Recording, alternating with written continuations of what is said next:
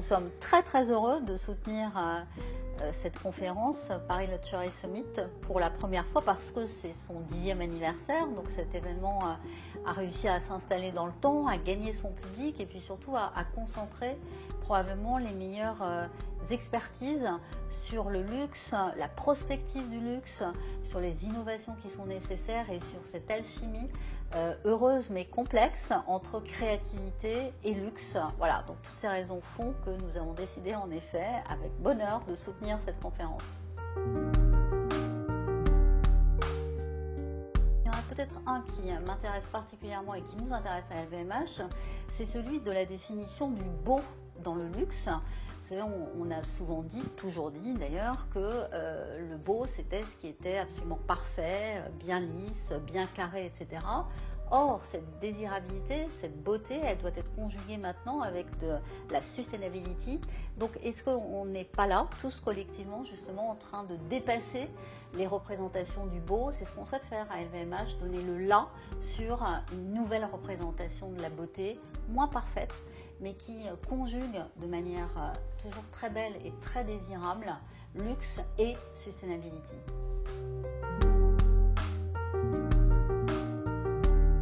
À LVMH, on a en effet installé fin 2020, début 2021, une nouvelle stratégie environnementale qui s'appelle Life 360, qui propose des objectifs quantifiés à échéance 2023, 2026 et 2030. On a pris un engagement très ambitieux, celui d'avoir réhabilité, régénéré 5 millions d'hectares en faune et en flore d'ici 2030. Voilà, l'engagement est ambitieux. On a mis les moyens en termes de mobilisation sur le développement de nouvelles pratiques d'agriculture, ce qu'on appelle l'agriculture régénératrice, qu'on pousse dans nos filières d'approvisionnement, dans les filières du coton, par exemple, de la laine, de la betterave dont on a besoin pour l'alcool, dans nos parfums.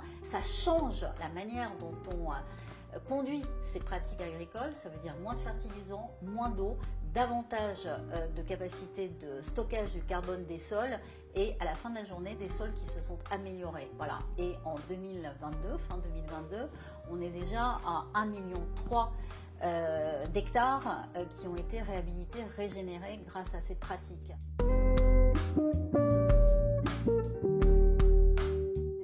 On a réussi entre 2019 et 2022 à décorréler notre croissance, plus 48% de croissance, de la trajectoire carbone, c'est-à-dire que dans le même temps, les émissions de CO2 liées à ce qu'on appelle le scope 3, c'est-à-dire ce qui vient des matières premières et des transports, a baissé de 15%. Et donc on pousse en effet beaucoup à la fois dans nos relations avec nos fournisseurs, mais également avec les maisons, à conduire cette sobriété heureuse parce que voilà, on pense que c'est l'avenir du luxe. C'est probablement un super paradoxe que de parler de sobriété heureuse dans le luxe, mais on est convaincu que c'est possible.